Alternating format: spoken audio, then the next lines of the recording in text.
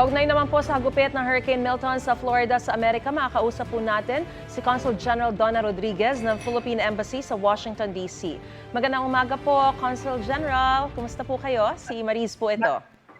Magandang umaga po, Miss Maris, at magandang umaga rin po sa lahat ng nakikinig ng unang hirit at dyan sa Pilipinas at sa iba't ibang bahagi ng mundo. Una po sa lahat, ma'am, kumusta po ang mga kababayan natin dyan sa Florida? May mga Pinoy po bang nasaktan dahil sa Hurricane Milton?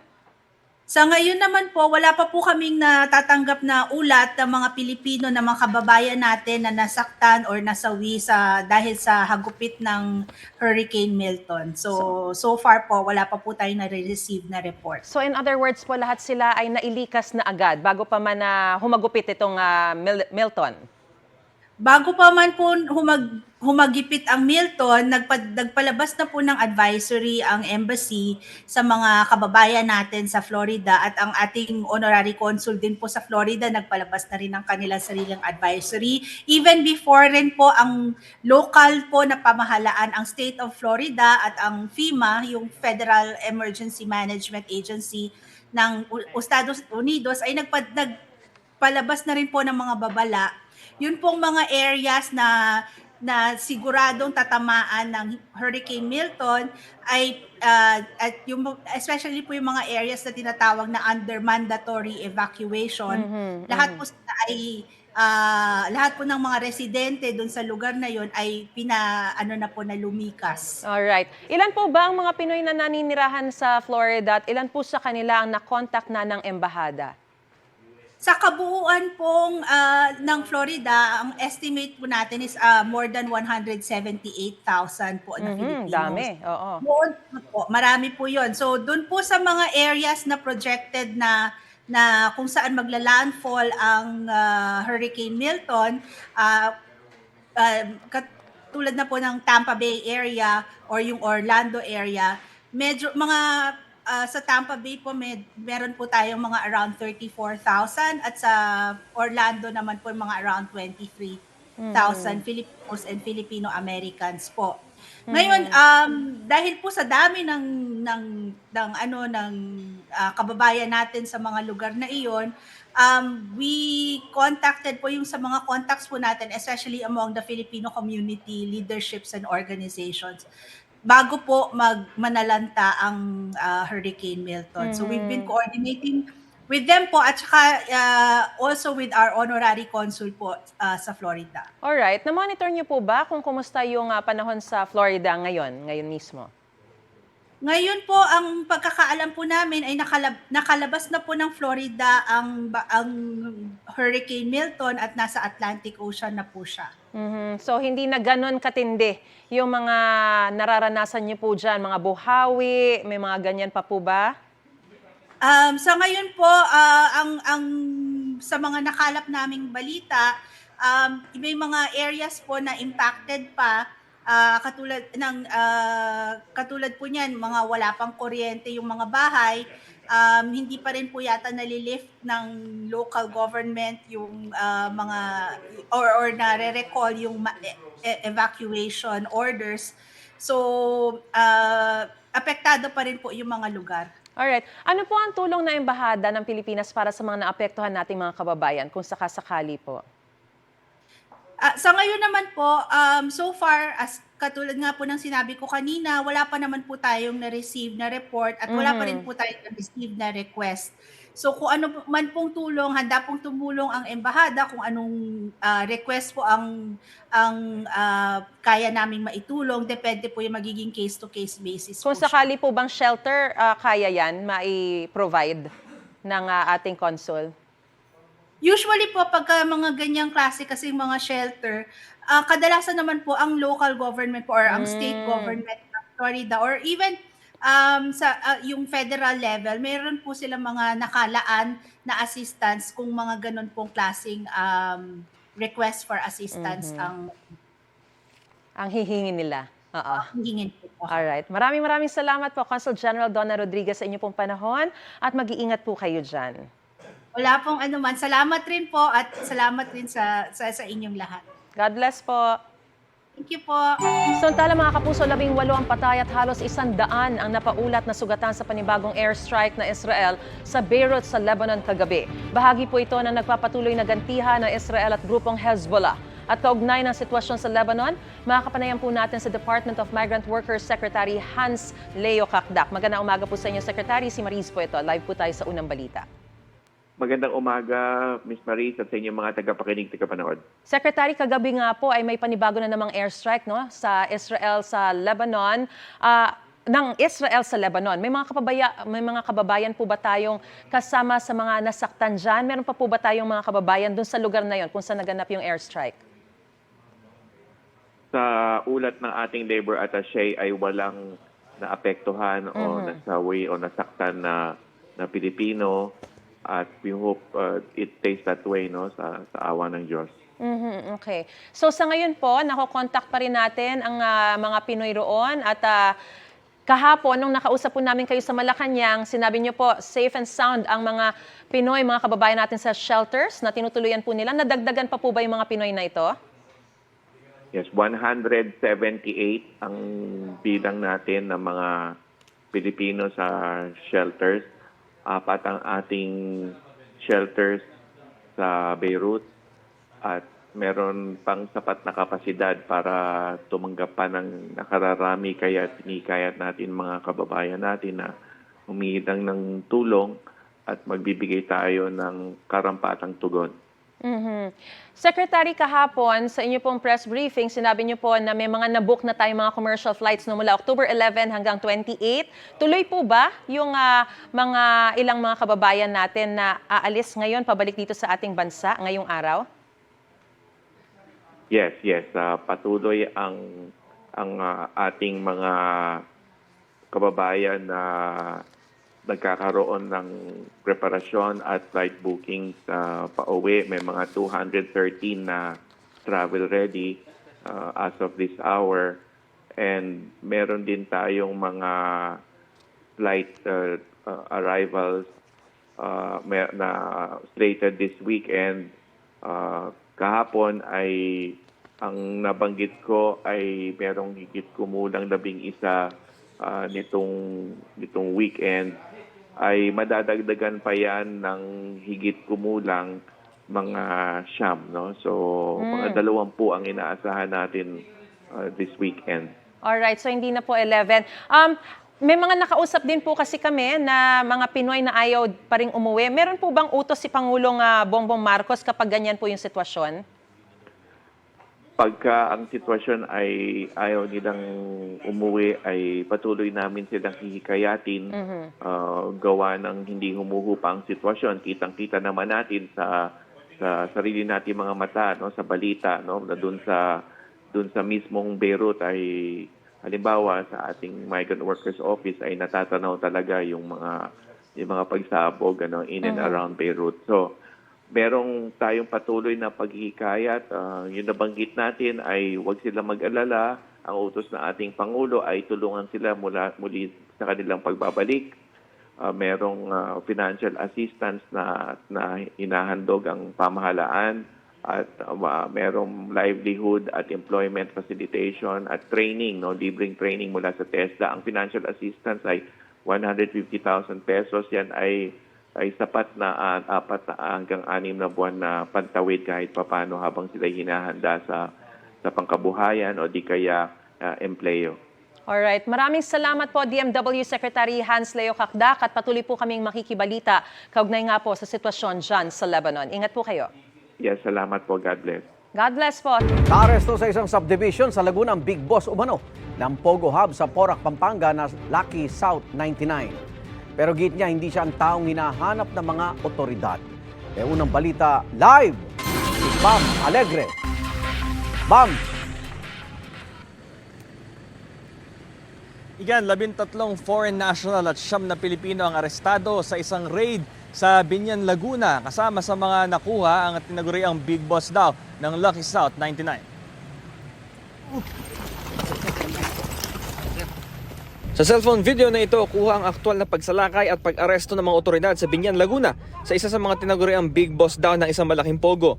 Siya si Liu Dong alias Boss Boga, Boss Apaw at Boss Bahaw na leader umano ng kontrobersyal na Lucky South 99 na isang pogo hub sa Porac, Pampanga. Pagbaba niya ng sasakyan sa labas ng isang bahay, pinadapa siya sa kalsada at binasahan ng kanyang mga karapatan. Isang buwan ng ginawang surveillance kay Liu Dong ng pinagsamang puwersa ng Bureau of Immigration, Department of Justice, Interagency Council Against Trafficking at PAOK o Presidential Anti-Organized Crime Commission. Siya po ay papunta sa kanyang sasakyan, lumabas ng kanyang bahay, lumabas po siya panandalian doon sa party kasama ang kanyang mga bodyguard, yung kanyang mga close-in, siguro mabibihin o may pupuntahan. Nung nakakita ng pagkakataon ng ating mga officers, yung ating mga ahente, sinunggaban na po siya at hawak-hawak yung mission order para sa kanya, nasa kote na ho natin siya. Kasamang naaresto ni Liu Dong ang 12 pang foreign nationals. Valid daw ang mga visa ng mga banyaga pero wala silang mga travel document. Sa tulong ng interpreter, dumepensa si Liu Dong. Git niya, hindi siya hinahanap ng mga otoridad. 身份证之类的嘛，全部都有嘛。 Okay, maybe he thinks he's arrested strong guys, and then maybe after that he will provide the passport. Inaresto rin ng mga operatiba ang siyam na Pilipino na nagtatrabaho para sa mga foreigner. Sila ay mga driver, personal assistant at mga bodyguard. Itinanggi ng mga Pinoy na sangkot sila sa Pogo. Nabigla lang po kami, sir. Hindi po namin alam na ganon yung mga problema. Nabigla rin kami, sir. Hindi po namin nakikita yung mga nila, sir, gawa nila, sir.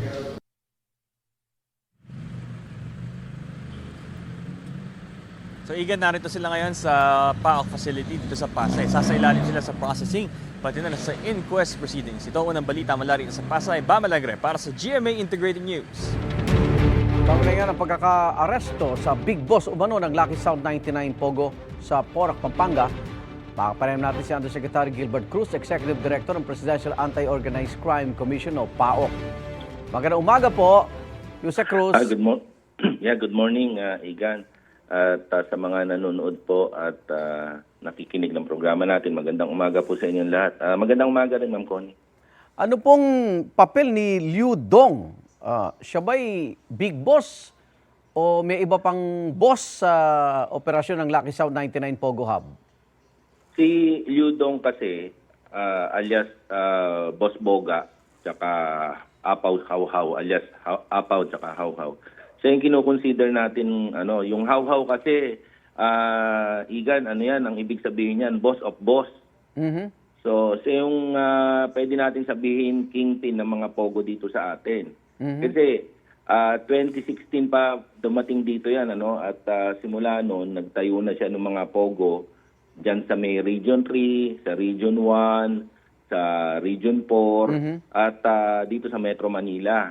Marami siyang itinayo mga Pogo, at tinitingnan natin yung involvement niya. Actually, itong si Liu Dong, siya kasi yung dinimanda natin, nung nag-apply tayo ng search warrant. Siya yung isa sa mga nakapangalan doon sa Banban Pogo, sa Porac, Lucky South 99. Opo. So, ito talaga hinahanap na natin for almost 8 months. Hinahanap na natin ito, Igan. Mula sa Porac, bakit napunta to ng Laguna? Nagtatayo din ba siya doon? Meron siyang poguhan doon, sa Okay. party doon sa Binyan. Igan. Okay. Kaya eto patalon-talon ito eh. Nung hinahanap nga namin ito, Igan, gumagamit din ito ng chopper eh. Kaya nahirapan kaming sundan itong si Liu Dong. Opo. Ito ba may connection din kay Alice Guo? Nababanggit din ba siya pag tinitignan niyo yung mga information kay Alice Guo? Ang tinitingnan namin, baka ito yung isa sa ayaw niyang banggitin, kasi alam niya nandito pa ito eh. Okay. Ang madalas naman kasi binabanggit ni Alice sa mga hearings, ito yung mga wala na dito sa atin, yung mga nasa abroad, yung 3 pangalan na binabanggit niya. Yan yung mga nakademanda sa atin at mga wala na dito sa Pilipinas at nasa abroad na. Itong 12 na to, ito yung mga hinahanap pa natin na talagang nagpapatakbo ng Pogo Hub dito sa atin. Yung kasamang nahuli? Yes, yung mga kasama, check lang natin yung yung mga dokumento nila na hawak and yung mga identities. Of course, check din natin sa counterpart natin yan sa Chinese Embassy whether they are involved in other crimes dun sa kanilang bansa. Si Liu Dong ba may iba pang pangalan o baka nakapag-file ng COC ito, Yusek? At check po natin yan, Igan, ano? So far, talagang Liudong ang ginagamit niya. Liudong. Pero kilala siya nung mga, nung mga ibang magpopogo as Boss Boga o kaya Bogo. Tsaka Bahaw. Yes, yung Apaw tsaka Hawhaw, yung boss of boss, ibig sabihin, Hawhaw. Oo. So bukod sa Porac, sa Laguna, marami pa siyang operasyon na Pogo Hub sa bansa, Yusek? Ang tinitingnan natin diyan yung mga supposed to be na itinayo niya kung nag-ooperate pa, no. Pero may na-check na tayo kagabi na yung ibang pogo na tinayo niya mga nag-ooperate pa rin. Opo. Sabi niya, hindi siya yung target ninyo. Yun ang madalas naman nila sinasabi, ano. Okay. Kasi itong mga Chinese, sa dami ng pangalan nito at sa dami nung ina-assume nilang pangalan, kala nila kasi nakapagtago na sila dun sa mga fake identities na in-assume nila. So, titignan natin yan. But so far, we are positively sure na talagang kasama ito. Opo. Yung mga Pilipinong na-aresto din po, mga driver, bodyguard, kasama ba sila sa kakasuhan, Yusek? Opo. Check natin, kasi 9 Filipinos ito, doon sa mga previous surveillance namin, talaga nakikita namin how they secure itong si Liudong. Talaga sinisecure nila yan. Actually, may mga sweeper pa sila, mga nakamotor dun sa mga videos na nakita namin na talagang nakatingin sa paligid bago siya lumabas. At itong siyam na Pilipinos na to, check natin kasi yung iba, sabi nila driver sila, yung iba obviously bodyguards dahil may mga nakuha tayo mga baril. Opo. Lipat ako kay Mary Ann Maslog. Humarap ito sa Senado, hindi kayo kumbinsido na makakatulong ito sa kaso kay Alice Go, Yusek? Ang tinitingnan ko to, baka ang intention nito talaga sirain lang yung kaso. Kasi obviously, naman siya yung talagang pagsisinungaling ang expertise niya. Oo eh. Oo. So, siguro naman, kung nagsinungaling ka nung una o sinungaling ka sa maliit na bagay, napakadali na sa yung magsinungaling dito sa mga malalaking bagay na kagat nito. Yusek, napanood yung dokumentaryo ng ng Al Jazeera. May isang segment doon, sinasabi itong si Xie Ziyang, yung nakakulong ngayon sa Thailand na espiya, na nagturo din kay Alice Go, na dito siya na-recruit nung isang naka-blurred, hindi na pangalanan. Ito ba inimbisigahan nyo kung sino nag-recruit kay Xie Ziyang dito sa Pilipinas? Nakikipag-coordinate na tayo sa mga agencies na involved, Opo. Alam mo, Igan, marami na kasing interesado kaya talagang kailangan dito yung matindi yung coordination na gagawin natin. And siguro samantalahin ko na, Igan, kung iaalaw mo Sige lang po, ako. sige po. Kung itong trabaho natin sa Binyan Laguna, yung pagkakahuli natin dito sa kingpin ng mga pogo, trabaho natin ito with the Bureau of Immigration, of course sa pangunguna ni Commissioner Joel Biado, and the Armed Forces of the Philippines.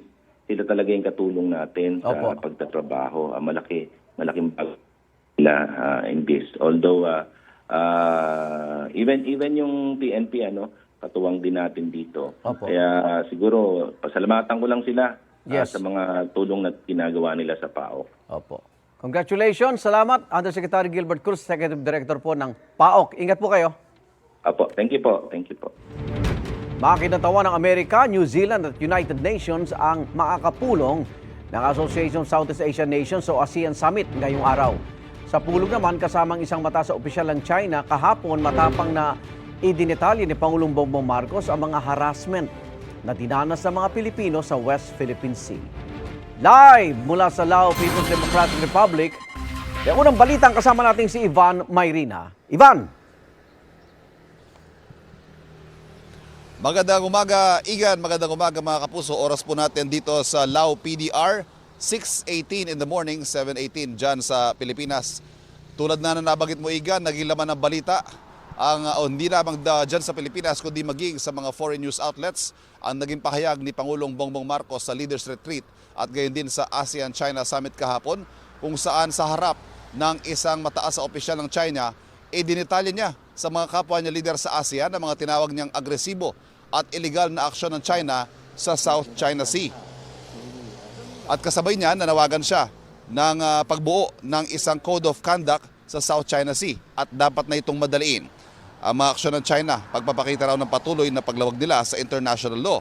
At anya sa kabila ng positive development sa mga dialogo sa China, nananatiling tensyonadong sitwasyon at patuloy pa rin nakakaranas ang Pilipinas ng harassment at pananakot mula sa China Coast Guard at Chinese military. Sa isa pang hiwalay na pulong sa ASEAN-Japan Summit, sinabi naman ng Pangulo na maituturing na transnational problem ang mga agresibong aksyon sa East at South China Sea na nakaapekto sa kapayapaan at katatagan sa rehiyon at tungkulin daw ng ASEAN na bantayan ang maritime security at territorial integrity. Bagamat hindi katakatakang marami mga bansa sa ASEAN ang nangingiming pumanig sa Pilipinas sa usaping ito dahil sa isang major trading partner nilang China, iginit ng Pangulo na hindi dapat ihiwalay ang economic cooperation sa political security. Kaugnay pa rin ito, hinimok ng Pangulo ang mga kapwa ASEAN leader huwag magbulag-bulagan sa mga anyay iligal at agresibong aksyon ng China sa South China Sea. Taliwas daw kasi ang mga aksyong ito sa layunin ng ASEAN na magkaisang humarap sa mga banta laban sa mga miyembro at ang pananahimik sa gitna ng mga bantang ganito na kapagpapahina sa ASEAN. Hindi naman daw ito pagkiling sa isang panig kundi pagpapanatili lamang ng rules-based international order at pagsunod sa international law. Samantala, igan sa isang panayam, iginit naman ng Chinese Foreign Ministry na sa tingin nila generally stable ang sitwasyon sa South China Sea at nananatili raw silang committed sa pag-aayos ng maritime differences sa pamamagitan ng dialogue at konsultasyon na nakabatay sa historical facts at international law. Tutol lang daw sila sa anumang panghihimasok at patuloy daw nilang poprotektahan ang kanilang soberanya. Patuloy raw makikipag-ugnayan ng China sa ASEAN countries para sa maayos sa pagpapatupad ng Declaration on the Conduct of Parties sa South China Sea at para umusad ang Code of Conduct. At ngayong umaga po mga kapuso, huling araw na ng ASEAN Summit at una sa schedule ngayon ang ASEAN-US Summit kung saan iba't ibang mga paksa ay nasama at tatalakay, kabilang dyan siyempre ang issue sa South China Sea. Igan? Ivan, balikan ko lang yung naging talumpati ni Pangulo, no? Sa harap ng ASEAN members. Matapang to no? Yung pambubuli, harassment. Anong impormasyon natanggap mo? Yung bang leader ng China na nandun, nalulubog ba sa upuan niya o wala lang? Igan, alam mo, wala tayong access sa mga mismong interventions at hindi rin naglabas ng video ang Malacanang nung mismong binabanggit ng Pangulo yung mga bagay na yan. Pero ang naglabas na lamang ng pahayag ay yung Chinese Embassy. Okay. Yung aktual na naging reaksyon ni Premier Li Chang, hindi natin alam. Bagamat yung ibang mga ASEAN leaders, may mga pumanig sa posisyon ng Pilipinas tulad na lamang halimbawa ng Singapore, si Prime Minister Lawrence Wong. Kinilala niya yung risk o yung banta na posibleng mag-escalate itong tensyon sa West Philippine Sea.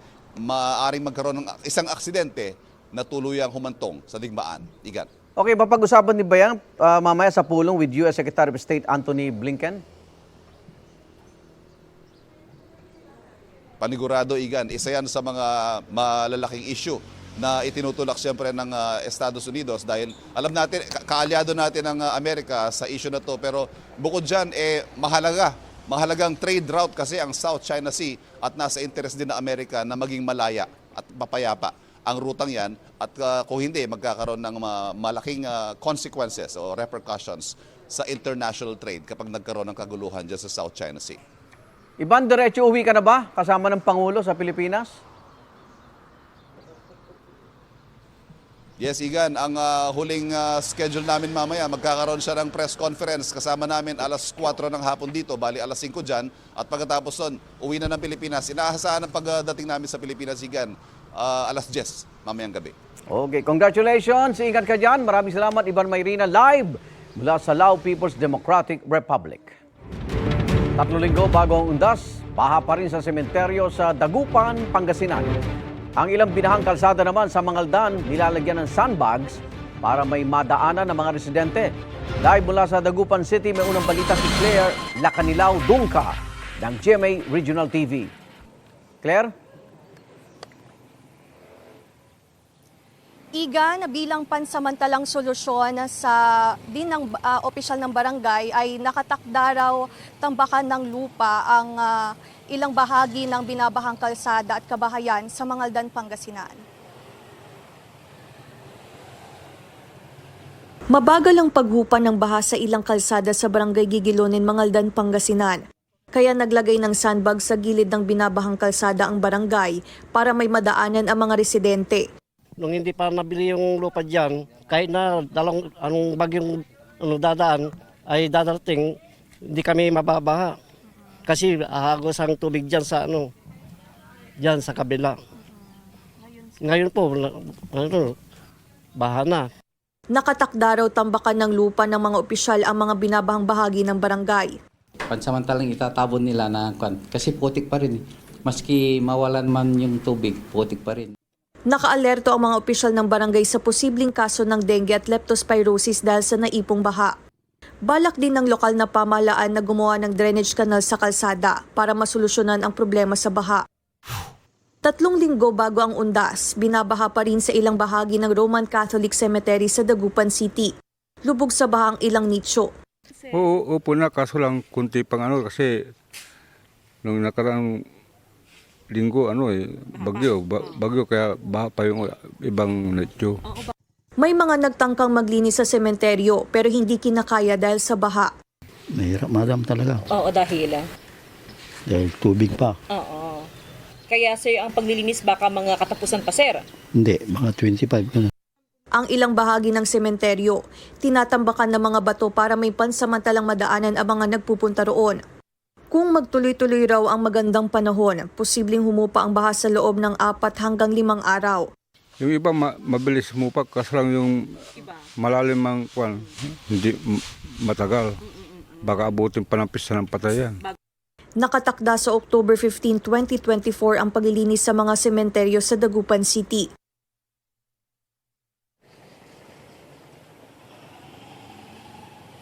Igan, sa ngayon dito sa Roman Catholic Cemetery, may ilang bahagi pa rin, lalo na sa likurang bahagi ng sementeryo, ang lubog pa rin sa baha ang mga nicho at puntod at may mga sepulturero na rin na nagsimula na maglinis at magsagawa ng clearing operation at nakatakda na mga tambakan ng lupa na lang ang mga binabahang nicho at puntod dito sa sementeryo. Igan. Maraming salamat, Claire Lacanilaw Dungka ng GMA Regional TV. Simula ngayong araw, makakabili na ng 43 pesos kada kilong bigas sa kadiwa ng Pangulo. Sa Quezon City naman, pamorningan nga ang pila ng ilang residente sa isang kadiwa center para makauna sa 29 pesos na kada kilong bigas. May unang balita si James Agustin. Naglatag ng karton na mahigaan at nagsindi ng katol kontra sa mga lamok si Rose na alas 10 pa lang kagabi nakapila na sa labas ng tanggapan ng National Irrigation Administration sa Quezon City. Target niya makabili ng 29 pesos per kilo na murang bigas sa Kadiwa Center. May pasok po kasi ako mamaya. Kaya po pumila ako ng maaga para po maaga rin ako makatapos. Siyempre yun po kasi ang kaya ng budget. Kaya po nagtsatsaga.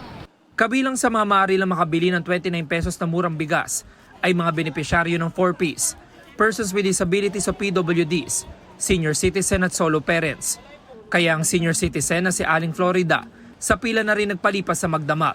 Gusto namin po kasi maaga kami makapila ng bigas namin, hindi na kami tanghaliin kasi kung minsan tanghali na, kung minsan abutin pa ng hapon, pila kami dito. Mas mahalaga talaga sa amin yung murang bigas kasi 29 lang per kilo. Sa bibili ka dyan 50 ang isang kilo. Diyan na namin namin. Galing namang Philcoa si Emily na miyembro ng 4Ps. Nagtsatsaga rin siya sa pila para lang makabili ng murang bigas. Kasi sobrang mahal kasi po ang bigas ngayon eh. Hindi po sapat sa pamilya ko. Ayun na po, 7 yung anak ko. Ako lang po ang nagpumukuan sa mga anak ko. Nagsusuporta. Bukod sa 29 pesos per kilo na bigas, simula ngayong araw makakabili na rin ng 43 pesos per kilo na bigas sa Kadiwa ng Pangulo na bahagi ng Rice for All program ng administrasyon. Ito ang unang balita. James Agustin para sa GMA Integrated News.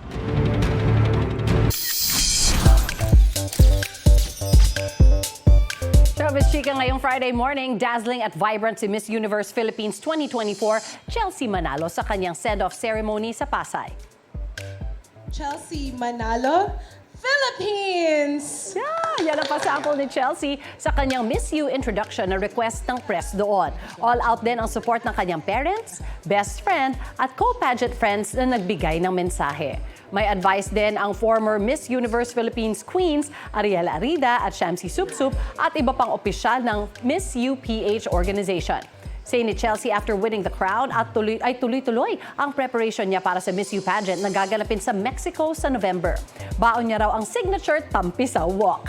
Natanong din si Chelsea kung paano niya ipagpapatuloy maging inspirasyon as a woman of color. Instead of speaking, it's time for us to hear it. The story that you hear from other people, try to indulge into that, because if you hear that, then you have the voice. We already have that voice. We are already impactful in so many ways. Hearing people can be already influential because you have that capacity to really realize what is happening in reality, what is happening in the society. And if you can indulge that in yourself,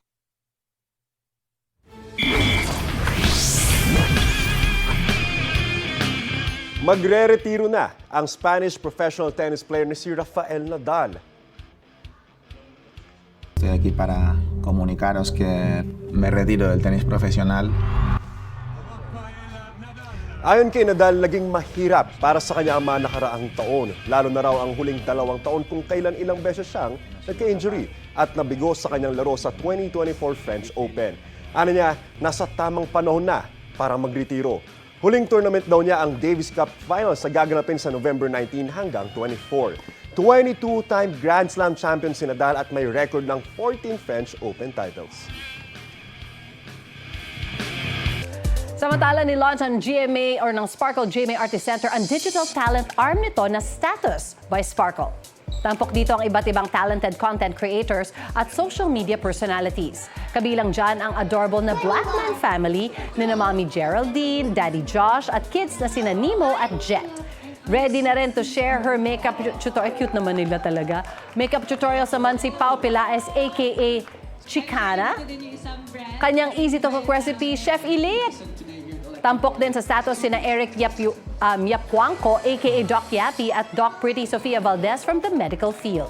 Sa online gaming world naman, sina Javi Valdez at Micah Kemochi.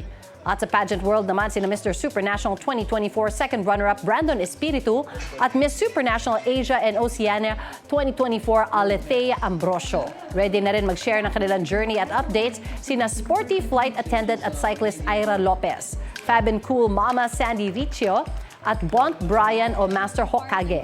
Maging ang social media couple na sina MJ Encabo at Shuvi Walter. At Eman Atienza, anak ni TikTok Lock host Kim Atienza. All-out support naman sa kanila ang GMA Network Senior Vice President Attorney Annette Gozon Valdez, Senior Vice President Corporate Strategic Planning and Business Development, and Concurrent Chief Risk Officer and Head Program Support Department Reggie Bautista, Sparkle GMA Artist Center First Vice President Joy Marcelo, at iba pang opisyal ng Sparkle. So this is our first digital management arm.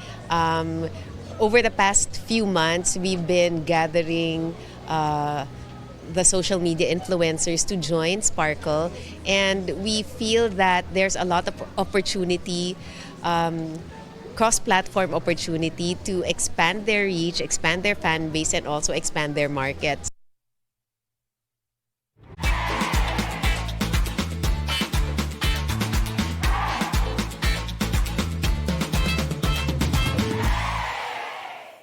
Mga kapuso, para una ka sa mga balita, mag-subscribe sa GMA Integrated News sa YouTube. Sa mga kapuso abroad, subaybayan niyo po kami sa GMA Pinoy TV at sa www.gmanews.tv.